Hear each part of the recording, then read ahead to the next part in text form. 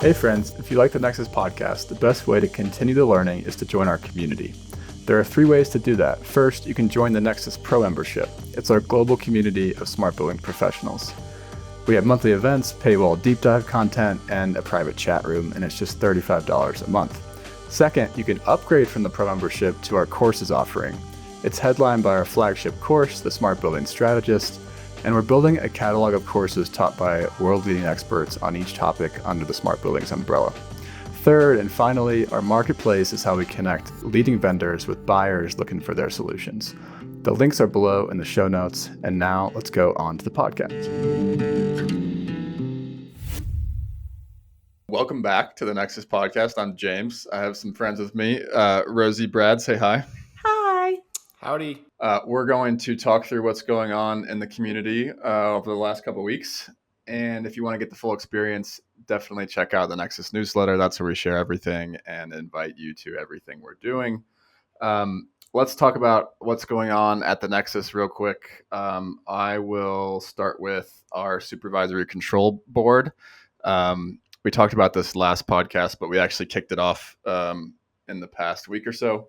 This is our advisory board for NexusCon, and we brought on 14 building owners to advise us on the agenda to make sure it's basically worth their time and really relevant to the day-to-day of the building owner community. And I just love the energy of these kickoff calls that we've had over the past week.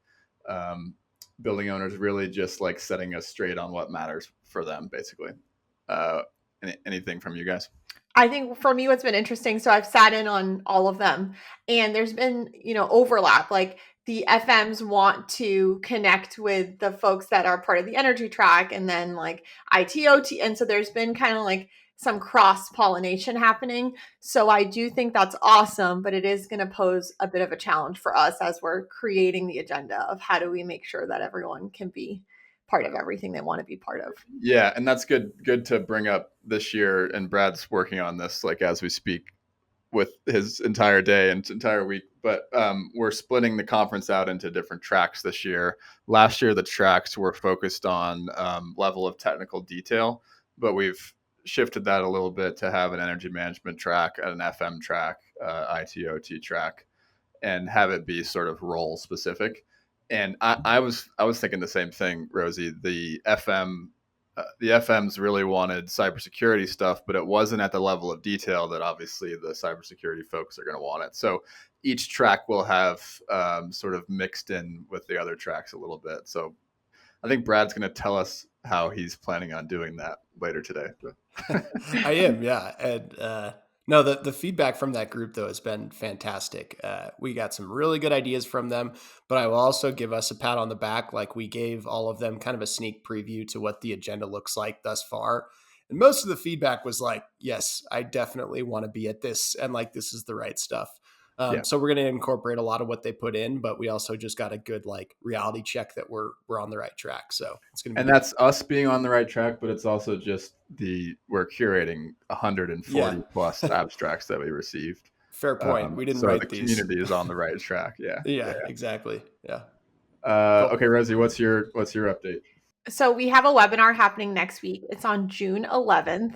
And we will have the link in the show notes. You can also sign up. The link's on our LinkedIn. It's in our newsletter. It's everywhere right now. The webinar is really meant to be a time for us to get together, give you a sneak peek of what to expect at the conference. This is great if you are already planning on joining or you haven't bought your ticket yet or you're on the fence. So no matter what stage you're at, just come. It'll be fun. We'll all get together and kind of connect about it. Great. Brad, what's yours? The next week, June 18th, we're having our third building owner meetup. So this is the third time we've done this. This one's going to be focused on space utilization. Basically, the concept is we get any sort of landlords, tenants, people who are interested in that to come talk about what they're trying to do with space utilization, how they're using it effectively, how they want to use it effectively. And the feedback that we've gotten is that we do like virtual breakout rooms during those. People love them. We're even going to make them smaller this time. So you're going to be in a room with like 4 or 5 other building owners who are interested in kind of the same technology for the same reasons as you and get to talk through some of this stuff. So yeah, we're excited for that. It's free for any building owner to come join, open invite. Great. Yeah. And this is our third one. We started doing these. They're building owners only. A couple of like quick demos from vendors where it's relevant, but building owners only. And it's just a vulnerable place to share what you're working on. All right, Nick. Our special guest for today is Nick. Go ahead and introduce yourself, Nick, and tell us what's going on in your world. Hey everyone, name's Nick Dumoulin. I'm the senior manager for smart building technology with Dream Office, although I do work with our industrial and our multi-res REIT as well. I manage our smart building program at Dream and deal with all the day-to-day of our operational technology and building out standards and our capital deployments. So really the full cycle of all these systems. So what I've been working on lately is it's capital planning season, so not exciting, but this is when we start making all our pitches to get the funding and try to make the good arguments of why we should be investing in all this technology. So we're really identifying which assets have the most critical issues, the ones that are affecting tenants the most, our operations teams the most, our energy impact, and kind of trying to summarize all those different areas of impact and why we should be investing in some systems versus other and all that kind of stuff. So that's taken a lot of time lately. On the more nerdy side, we're getting pretty close to finishing up a pilot project using LoRaWAN wireless technology for a bunch of use cases, but the primary one we're looking at right now is leak detection. So the idea is to do leak detection and then also just validate the technology and the product in particular. Cool. So that's great. There's a bunch of vendors out there right now hoping that they were going to be in Dream's budget, and they're like scrambling now that you said that. Yep. You guys have 2 weeks. All right, let's jump in to our first category here, digitizing operations and maintenance. We had an article that I published a couple weeks back called We Know Where the People Are, Why Doesn't the HVAC System? And this is why we wanted to bring you in, Nick. Basically, you and I and you and us, you and Nexus have been talking about this for damn near 18 months now. You aren't the only one we've talked to about this, right? We've heard from a lot of building owners that have looked at space utilization to tie in the event that's coming up in a couple of weeks. They've then wondered, if I install these sensors to count people or I centralize my data to understand where people are at, why can't I then just take that, map that to my HVAC zones and reduce my conditioning of those spaces when there's reduced people or zero people in those spaces? And I wrote an article about why that's too fucking hard to do and no one's doing it, because it's just too complicated in 3 ways. One is the business case is murky.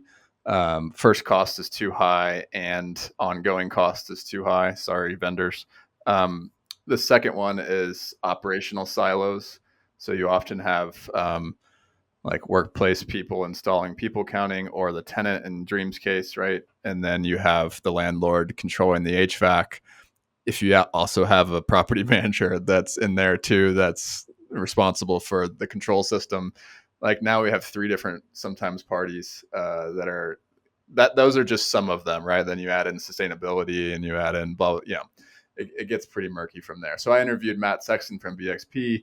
I interviewed Butler, R0, and OTI on the vendor side, and people should check out this article. Nick, tell us where you're at with this. You mentioned the LoRaWAN project, but I know you have had other at least budgeting and piloting exercises around trying to figure out how to get your energy consumption down using people counting and mapping that to your HVAC zones. Yeah, so we pretty much started the process of just kind of seeing what technology is out there and working with Nexus Lab to see both technology and vendors. Because when it comes to people counting, there's a lot of different, like at the sensor level, there's a lot of different approaches you can take to people counting. Everything from computer vision overlay on CCTV cameras to thermal to motion to like time of flight. Like there's just a lot of fundamental hardware differences, and then trying to understand what areas or applications each are stronger and more accurate in. It's really a lot to kind of sift through and try to understand at that core level. Um, and so we kind of wanted to understand and just how the business model is, like how do these different vendors charge for this, for installing these sensors, was really core to understanding how do we build out a program around this and deploy it at scale. Um, so we started there. We got the results back. Unfortunately, a lot of vendors are really based on SaaS fees, those annual fees, and as a landlord, those are really hard to swallow, um, and kind of scale, especially when you're like comparing to a traditional building automation system where we spend the capital, we put in the system, and sure, there's some ongoing maintenance costs, but for the most part, you're not paying like a subscription fee for the data you're collecting indefinitely, right? Those sensors are installed. We own that data internal to our buildings, and we can do with what we want with it. So that was one of the big challenges. From there, we identified an opportunity in one of our properties where we had recently upgraded the lighting control system to be a fully modern lighting control system with occupancy sensors and daylighting. Um, and it had a backnet option to export the data out of that system. So we worked with our building automation vendor for HVAC controls and got them to basically import the occupancy sensor data from the lighting control system into the HVAC and set up our occupancy-based control. So, just to be clear, this isn't people counting; it's just on-off occupancy. But even with that, we were able to see really good results on this pilot. So, and there's a couple different reasons why I went through that strategy that we can get into as well later. So. Yeah. Yeah. Well, one of the things that we helped you with is just engaging the vendor marketplace, right? And it stuck out to me, like thinking back on that process over a year ago, you were pretty strong in basically saying like we have to minimize the ongoing costs or else this doesn't pencil, right? For sure. And when we engaged the marketplace, I think we only found, was it Brad, was it one or two? Maybe just one. It's one plus People one with an counting. asterisk, maybe. Yeah, yeah. Yeah. One people counting vendor basically that didn't have an ongoing cost, and it was an optional thing if you wanted to Yeah. add their software onto it, right? And we have just been challenging the marketplace ever since that, because it feels like, that's a big part of the market that just doesn't want to pay a SaaS fee. They just want to use the data, and especially for this use case, right? It doesn't make a whole lot of sense to. It's not really like in the history of controls, you've never had to pay a SaaS fee for a sensor that's in your control system. It's just a hardware device that plugs into your control system. There's not really a SaaS component to it. I Exactly. think the marketplace is murky in that a lot of these startups are um, trying to provide space utilization as well. And so just, chopping off that stack, device layer, application layer, there aren't a lot that are just trying to stay at the device layer, which is interesting. Yeah, the feeling I get from it as well is like these vendors are really geared towards tenants, like corporate and commercial tenants that are trying to understand how to use their space. As a landlord, I don't really like, I mean, this is going to sound bad, but I don't really want to give that information to my tenants so that they can decide, hey, we downsize and rent less space from us, right? So our incentives aren't Interesting. really aligned. And I don't think a lot of people talk about that, but, um, in that case, like, I think that's really where those vendors are marketing to. I think they're not really geared towards landlords. And the other thing they have to be very careful of is like a lot of the building automation manufacturers are now starting to release they've been playing catch up, but they're starting to release their own people counting sensors or multi-sensor hubs and stuff like that to compete. And they don't have SaaS fees. They'll just integrate into your BS system. So, you know, that time period where they were kind of the leaders on the hardware side might it might be coming to an end.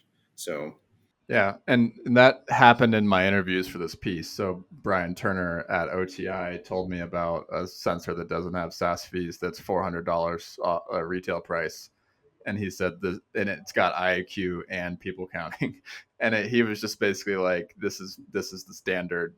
It, like, a sensor needs to get down to that price. It needs to have optional SaaS or none, and that was his opinion, right? Obviously, there's still room for all of the providers that have software. If your software provides value, you should charge SaaS fee. Yeah. Yeah, I was going to just say you're spot on with like the difference with the outcomes, because if you're going for space utilization and really knowing like your workplace and where people are at, those platforms that they're providing add a ton of value, because like Oh a yeah. BAS can't provide those analytics. But when we're talking about this use case of like, saving energy, maybe you can do it from your BAS. And you have to give me a second to engineering nerd out on this topic, because I've gone really deep into it in past lives, and it's just fascinating. I think a lot of people have seen the challenges in this, but just quickly, the way that you say the concept here is that people need outdoor air. So you have more people, you need more outdoor air. You have to run your fan faster. Less people, you need less outdoor air. You run your fan less fast. And fans operate on the fan affinity law, which means that you're exponentially saving energy when you slow your fan down. It's not linear; it's exponential. I think it's actually cubic. Um, so the first problem is, like, you have to be able to change the speed of your fan to get that energy savings. And a lot of people don't realize that they have a single speed fan that can't even change speed, So you got to be able to modulate the speed. And then on top of that, quickly, it gets really nasty when you get into heating and cooling mode, because if you're cooling a space, you're dehumidifying it and you're cooling the air. It's sensible cooling and latent cooling. So if you slow the fan down too much because you're like, this is a big room, there's only one person in it, but it needs to be cooled, all of a sudden, all you're doing is taking all the humidity out of the air, and you're not actually lowering the temperature of the air. So that gets super messy. And then heating as well. Let's say you have one person in the room and you don't need that much airflow. Well, hot air rises. And if it's a big room and you're just barely pushing air into there, it's not actually getting to the bottom of the space and doing anything. So we could go for an hour down that path, but it just can get so complicated on the technical side. And I know a lot of people were commenting on the article with how difficult it can be to figure that all out. Yeah, and there's also the zoning of the system. Like, Yep. if you can't turn down the system, it's the like the schedules and sequences on the VAV box or whatever actually serves that zone. It's there's a lot of complexity around, and in the article I challenged the design community, right? Because the design community needs to be designing HVAC systems for this technology to be prevalent when it becomes prevalent. Yeah. All right, let's move on. Nick, do you have anything else to add on your project? You want to give us like a where's it headed next? Where's it headed next? Not sure. Really, we're trying to find other assets where this would be applicable, where we have like ideally we leverage what's in place for the lighting controls and in the building automation. Like, my strategy around this is actually twofold.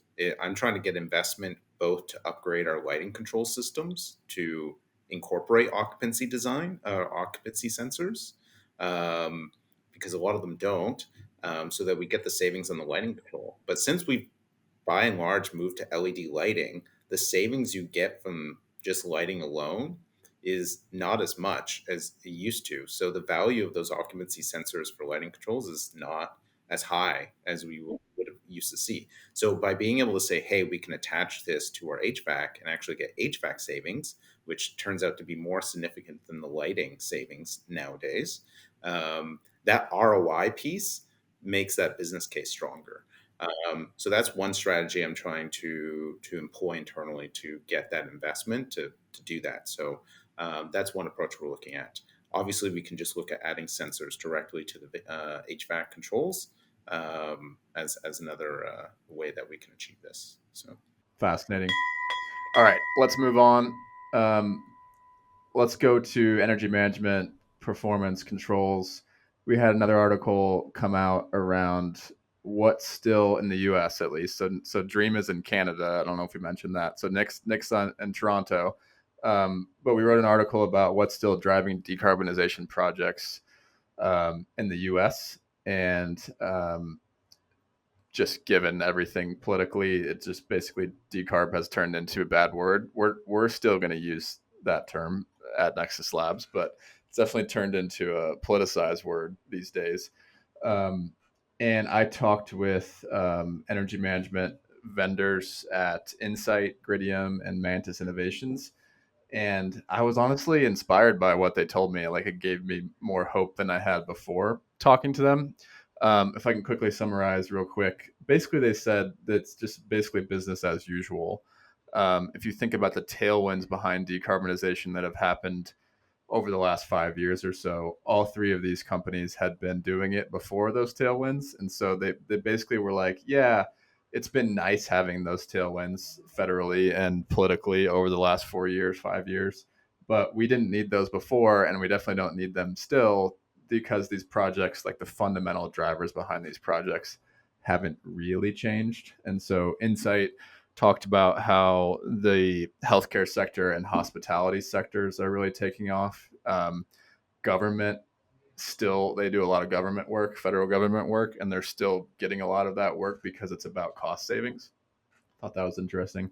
Gridium primarily serves commercial real estate, so like the Dreams of the world, and they basically said that their software drives low and no cost energy savings improvements. And so their software is more popular than it ever was. It's growing faster than it ever was. They're seeing less retrofit projects than they had before. But what I thought was interesting is that all of the CRE landlords out there aren't necessarily, they're still developing like their roadmap. They might not implement it because they know where things are going long term is to decarbonize. They might not be as motivated near term to actually do those projects, but they want to understand their exposure, which I thought was interesting.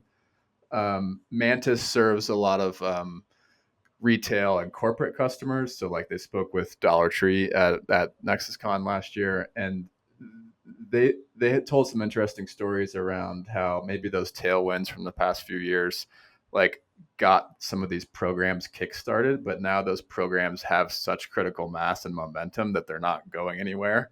And so they were basically like, we're moving along. So I was energized by that, being someone that cares deeply about climate change and also cares deeply about getting this technology installed in buildings. What did you guys think?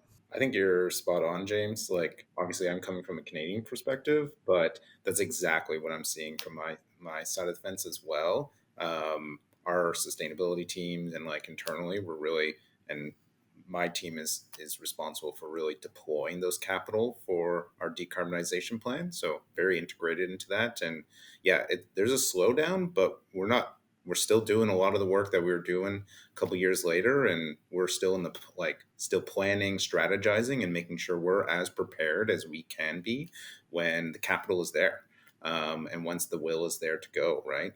And yeah, I mean, we April 1st, our carbon tax also got canceled by the federal government, so the cost for like carbon emissions is not being priced in the Canadian market right now.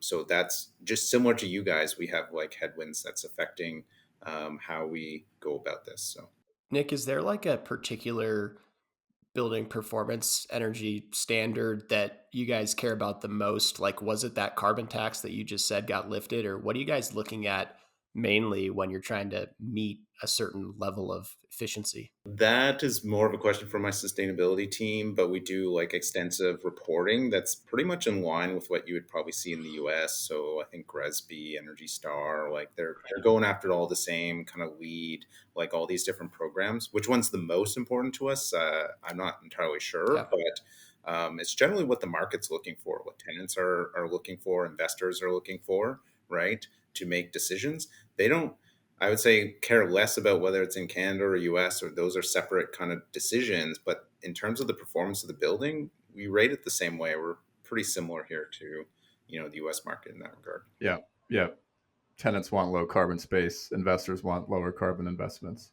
Yeah. I think Cool. that the silver lining is like, I love the take that you kind of the what I took out of the article, James, is like this alignment of if it's not decarb standards that are being, or regulations that are being pushed, it's aligning saving money on your utility bill and having a more reliable energy source with also decarbonizing. And like when you can get sustainability aligned with also like the bottom dollar of your utility savings, then everybody is on the same team without a doubt. So that's great. Oh, and I also wanted to point out, we have a comment section now in the Nexus Labs website. So James, I know you and I were kind Brad, of you read talking a my little mind. Good job. Thank you for bringing that up. Thanks to you, Rosie, for getting that in there. Yeah. But This is James, just, you had, I think go it's ahead. a little bit of like a peek under the hood of like how many things the three of us are actually doing on a day-to-day basis. Like we changed websites like 2 years ago, and for some reason the new website didn't have comments, the old did. And we just have too much going on to where like we just never solved that problem. And like if you like commenting on our stuff, we're sorry about that. But like it just shows how smaller things like that don't necessarily make it to the top of our to-do list. So sorry, 100%. but Rosie made it happen on a whim a couple weeks ago. Well done.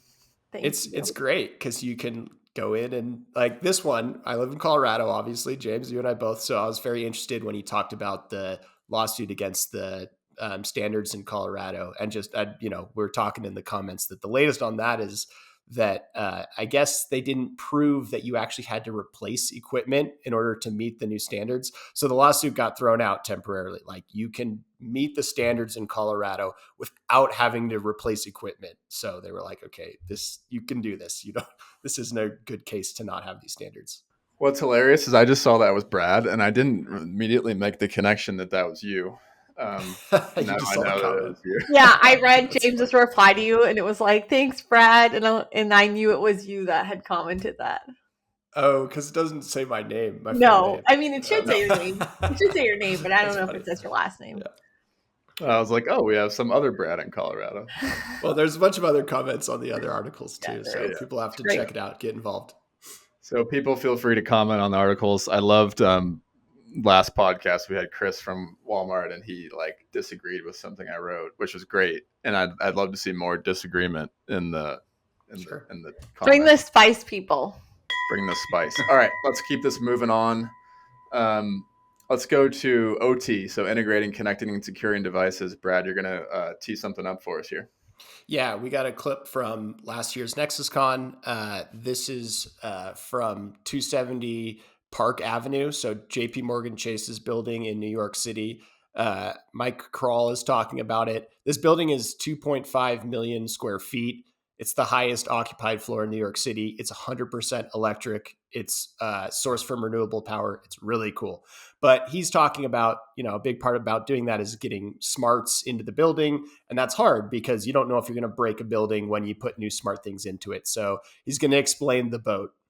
By the way, real quick, before you press play, I was with Michael in January, and he gave me a tour of this lab that they have that he's going to talk about.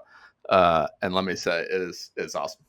So what we've done, in part because we were able to do a lot of this initial testing and create a lab for ourselves, is we are creating what we've termed, I'm very proud of this one, the BOAT. It's the Building Operations Acceptance Testing Environment, right? Like in software development, you'd have a UAT. We have a BOAT. And my plan as we move in is no version of a device or software will be tested, will be pushed to the building until it is pushed into the boat and we rock the boat. That we smoke test, because not only do we need to depend on the fact that it's not going to brick the controller that's out in the field and have us go out and somebody press that hard reset button on it, but we're building integrations to all these things. And we're building downstream and upstream dependencies on all these things. I need to make sure that those don't change either. I can't have an integration break because some vendor pushed a new firmware version to their device and it somehow changed that their API or their backnet was configured. So we are actually scheduling our testing in the boat before we put anything into the building. I love seeing the look on Andy Schomburger's face when he said the boat. It was like such a nerdy reaction. That was like, I love this acronym so much from Andy. It was funny. So thank you, Michael, for presenting that at the conference. I think it's so applicable to Nick and James, what you guys were just talking about with the occupancy-based ventilation control. Like that's an example of integrating multiple systems together. And imagine you have that turned all the way up on like one of the smartest buildings in New York City. And you've got space booking, talking to occupancy, talking to HVAC, talking to lighting. And all of a sudden your like space booking company changes firmwares. And now none of it works. Like that's what he's talking about, is when you build more integrations, it matters a heck of a lot more when someone tweaks a little thing, because it has so much downstream effect. I just really appreciate the way he explained to the boat and how they're testing things out like that. I wish I could talk about all the things that he told me on that tour that I can't talk about. I wish we could publish everything going on behind the scenes in that project, because they open in August or September or something like that. So that project is still ongoing. And so all of the smart building vendor selections and competitions and all the stuff that's happening behind the scenes that we can't publish is really, really fascinating because of how big that project is. Thank you, Michael. All right, let's next section. Rosy's rants. We're adding this in this time.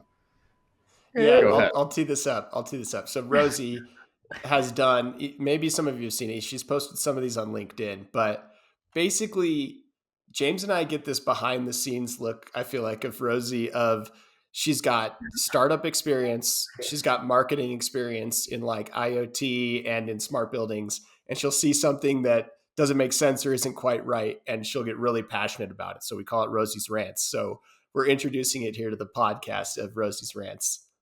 What do you think, James? You want to add anything before she goes off on it? Oh, I sometimes call them bursts. She like Right. too much energy to hold, and it just bursts out. Go ahead, Rosy. Thank you, guys. Really set you up here. Really did. Thank you for the support and for seeing me for who I am. So lately, I mean, there's so much to talk about, but we'll jump into one. We'll hopefully do one of these on each episode.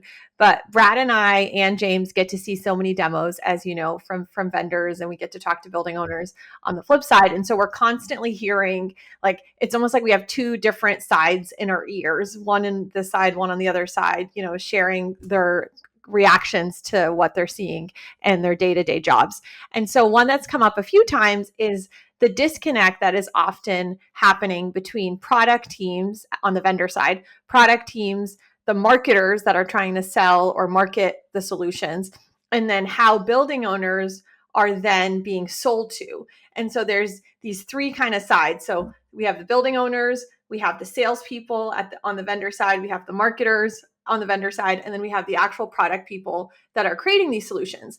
And so if you think of those four types of stakeholders, they are often saying all different things, all four of them, right? And so I think there's a somewhat of a problem. I've been in a few calls lately where on the call, there was a product person, there was a sales team, and then there was the marketing people. And on that same call, there was disconnects of what they were each saying on just the one call that we're part of. And so imagine if you're a building owner and you're hearing this, it's very confusing. So I think it results in confused buyers, it results in stalled implementations, it results in creating more of a trust problem from the building owner side, you know, when they do go to implement a solution. So I was trying to figure out, like, you know, how do we fix this? What do we do? And I think at the very least, we need to bring all of those stakeholders together in the same room. Like, marketers should be hearing what building owners are saying, not just hearing that from the sales team. And same goes for product and so on. And so how do we do that? We need to bring them all together, you know, on one table. And so luckily we get to do that at NexusCon. That's just a snippet, a moment in time, but we need to keep doing that, you know, throughout the year. So James, Nick, Brad, anyone have anything to share about this? Well, we have a very specific partner I'm thinking of right now who their marketing people are completely frozen because those other groups you mentioned haven't like decided what their strategy is for like who they're targeting, what message, like what their product is doing this year that they want to highlight. And so it's just like the marketing people are a little bit handcuffed sometimes. But then, James, we have another partner who is in the exact opposite situation, I think, where talking to their marketing group, they're like, oh, should we just pivot and say it like this or say it like that? And they're talking about these like existential changes that, like, if the product person were here and they heard you saying that you're going to just turn around and describe it the other way, like, it doesn't do that right now. So like that would take a year of engineering to make it do that. So it goes both ways for sure. Yeah. It's fascinating. Cool. Good stuff. Preach, Rosie. All right, let's wrap this up. Thank you, Rosie, for your rant. Let's go to carve-outs. So something fun, more personal about you, what you read, listened to, what you did last weekend, etc. Brad, you go first. Okay, quickly. I already shared this with you guys, but I'm really proud. I live really close to the headwaters of the Arkansas River. It's like peak rafting season right now. It's a really big part of the community. I am not a rafter. I've gone like twice in my life. But this last weekend, I had a friend who let me like quote unquote guide for the first time. So I sat in the back of a raft with 5 other people in it and was in charge of steering and telling everyone else when to row. And I didn't flip us. So it was awesome. It was a really fun experience. Nice job, That's Brad. Great. I have a story that ties on to that. Last summer, I went to Durango to visit Dennis Krieger, who works for Clockworks Analytics. And him and I rafted down, what's the Animus? Yeah, is that what it's called? Yep. Yeah, the Animus. And we ran into the bridge, and I got thrown out of our raft, like airborne sort of thing. And Dennis is like a hero. He like midair grabs me and pulls me back into the boat. So wait, did Dennis save your life? No, I would have just swam, but I wouldn't have been in the raft with him anymore. I would have had to like swim to the side of the river. Oh, okay. Yeah. Wow. What'd you say, Nick? Hero. Did you touch water at any point? Oh, I was like I was waist deep in water. Wow. And he grabbed me and like, I don't know. It's pro. That's awesome. And what I found out afterwards, I'm just giving Dennis so much shit right now. Hopefully he listens to this. What I found out afterwards is he had just got this raft and he was too scared to take his wife and son on this. So I was the guinea pig. Nice. And so I did my job, actually. I think I did my job. Definitely. Well okay, my carve out is Bon Iver's new album.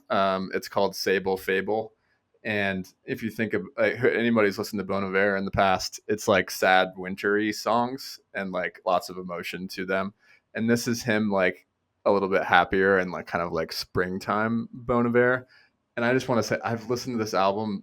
I think at Spotify at the year end, it's going to be like, are you okay? Like, is everything okay with you? Like, I've listened to this album so many times. It's crazy. That's awesome. Cool. So check it out. Cool.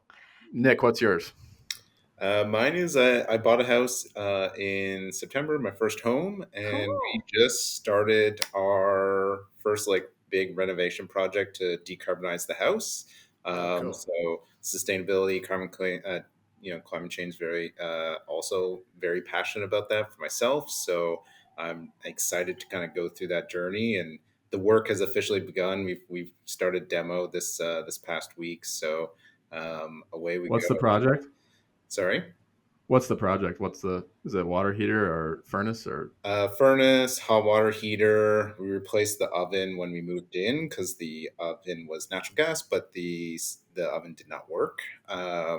So had to put in the 220 plug to get an induction stove in. So that's already been done, but we're getting rid of the last couple of natural gas appliances, and then we're like re-insulating the whole basement because there's no insulation in the basement. It's a 100-year-old house. So we're opening up walls and finding lots of fun surprises along with that. But yeah, we're trying to improve the building envelope, all that fun stuff. So love it. Love that. Been down that road before as well. Rosie, what's yours? All right. My carve out is a company called SwimZip. So when I was on Shark Tank at the time of filming, there was a woman there. Her name is Betsy Johnson. She started a swim line that had SPF in it. And at the time I didn't have any kids. And so it wasn't, I didn't need the product, but I just bought it recently from my little guy and it is amazing. Highly recommend. And guess what? I'm actually going to buy it for myself because it's that good. You don't need to put sunscreen on. It's called SwimZip. Because this thing covers your whole body? No, yeah. I mean, yeah, kind of. So it's like a wetsuit. It doesn't have to, but that's the one I got, the long sleeve. Like, it's long. It's great, though. And it's such great prints. So check it out, and they have for adults and kids. Hold on. You should Doesn't put every sunscreen piece on of the bottom, though. clothes? You just want to block all the sun. Is that Just like some of the sun, so you don't get burned. It's awesome. Check it out. Don't all clothes block No, you from but- getting sunburned though? No, they don't actually, Brad. They Oh, don't. Okay. Yeah. Yeah, So I like, should why be wear a putting sunscreen swimsuit? on below my You clothes. should. You're supposed to. Yeah, I swear to God. Okay. No, I mean, Wow. that's What is summer is to not have as much clothes on? guys, we're making jokes of a real topic that's actually important. It's a legit thing. It's I'm a real. ginger. I understand. Okay, thank you. I think I just would like if I have to never see the sun again on my skin, I'd just give me skin cancer. It's fine. No. Sorry. All right. That's a great place to end. Thank you, Nick, for joining us. Thank you, See Nick. you all in 2 weeks. Yeah, my pleasure. Bye. Thanks for having me, guys. Okay, friends, thank you for listening to this episode. As we continue to grow our global community of changemakers, we need your help. For the next couple of months, we're challenging our listeners to share a link to their favorite Nexus episode on LinkedIn with a short post about why you listen. It would really, really help us out. Make sure to tag us in the post so we can see it. Have a good one.